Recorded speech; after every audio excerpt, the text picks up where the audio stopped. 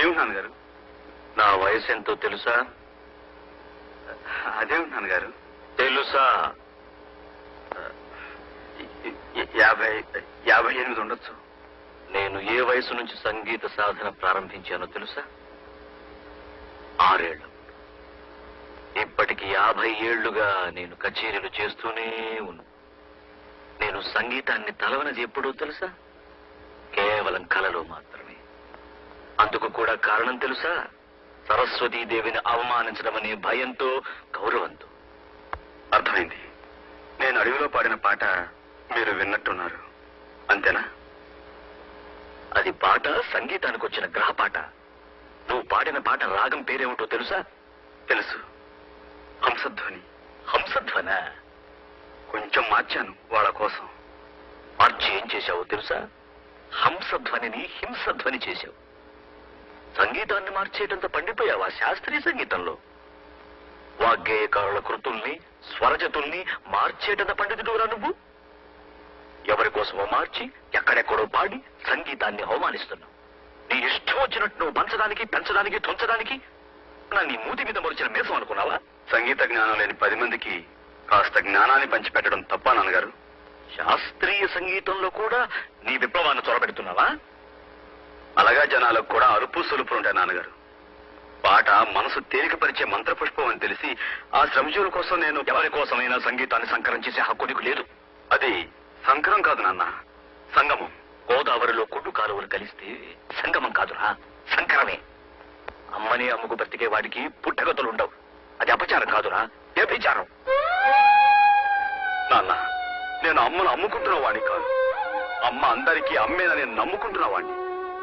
అందరికీ పంచిపెట్టడానికి శాస్త్రీయ సంగీతం అంటే చౌకటి పూలు దొరికే ఉప్పుడు బియ్యం కాదురా. కష్టపడే శ్రమజీవుల కోసం కాకపోతే సంగీతం ఎందుకు నాన్న? సంగీతం ఎందుకు నువ్వు నాకు చెబుతున్నావా?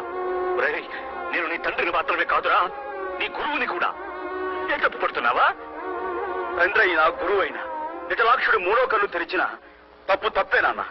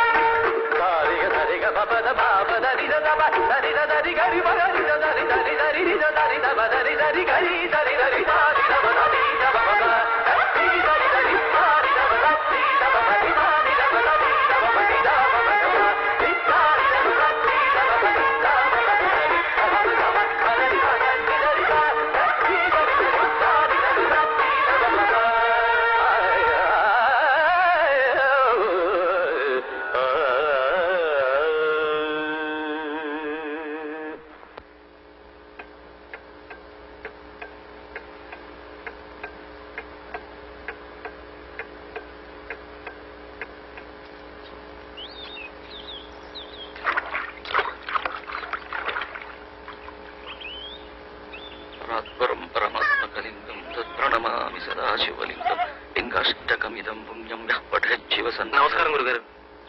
ఎవరు బాబు నువ్వు? నా పేరు చార్కేశ్. ఓ, నాకు సంగీతం అంటే ప్రాణం. ఆ, మీ సంగీతం అంటే ప్రాణానికి ప్రాణం. మీ కచేరీలన్నిటికీ నేను హాజరవుతా సంగీతాన్ని ఏకల వీళ్ళలాగా అభ్యసిస్తున్నాను. బొటనవేలు మాత్రం మీరు అడగకూడదు. ఒక్క నిమిషం ఆశీర్వదించండి.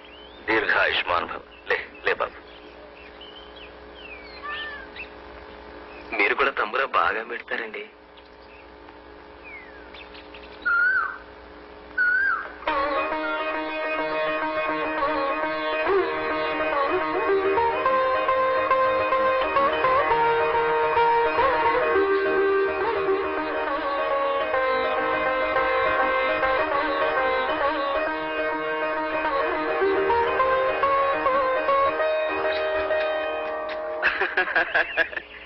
నువ్వేం బాధపడకు పెంటమ్మా. నీ పుణ్యాన ఓ దేవాలయం వెలిసింది. ఇలాగే నువ్వు వెళ్ళిన చోటల్లా ఓ ఆలయం పుడుతుంది కదా, దాన్ని చూసి నువ్వు సంతోషపడి పెంటమ్మా.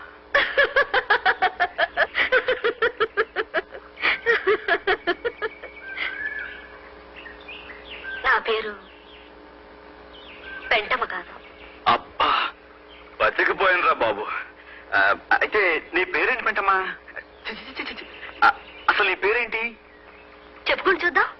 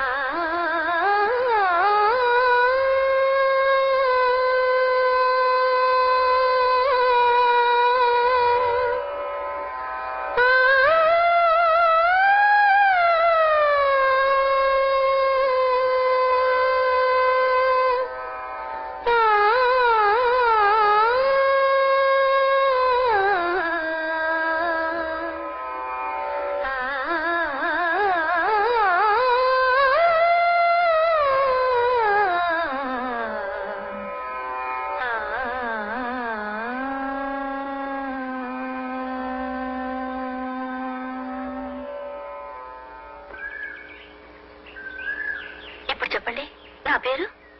అదే లలిత రాగం. అంటే నీ పేరు లలిత అవునా? కాదు, లలిత శివజ్యోతి.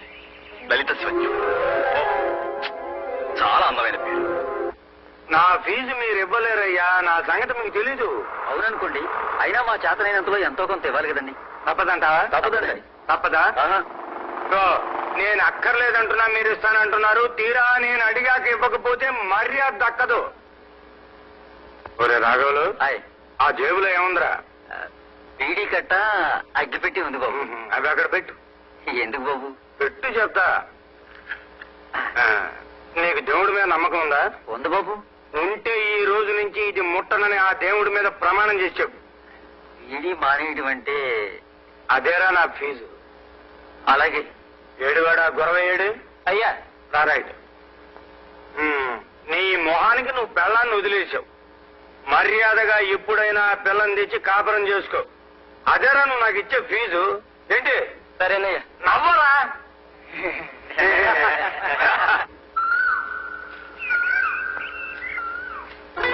నీ పేరు నాకెంత ఇష్టమో ఇదిగో ఈ విధంగా చెట్ల మీద రాసి చూపించాను. అలాగే నా పేరు మీకు చెప్పాను కదా, మీ ఇష్టాన్ని ఏ విధంగా చెప్తారు? నేను రాశాను ఒక చోట. రాశారా? ఎక్కడ రాశారండి? ఇదిగో.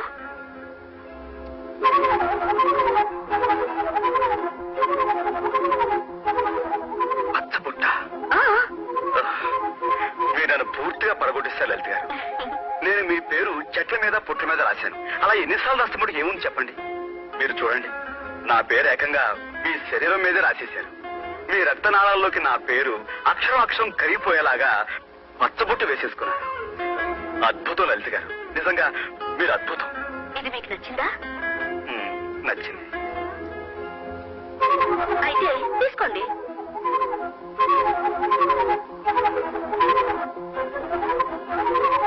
నిన్ను కన్న తల్లిదండ్రులకు కోటి దండాలు. అది ఇంటికి వచ్చి చెప్పండి. సాయంత్రం మీకోసం ఎదురు చూస్తుంటాను.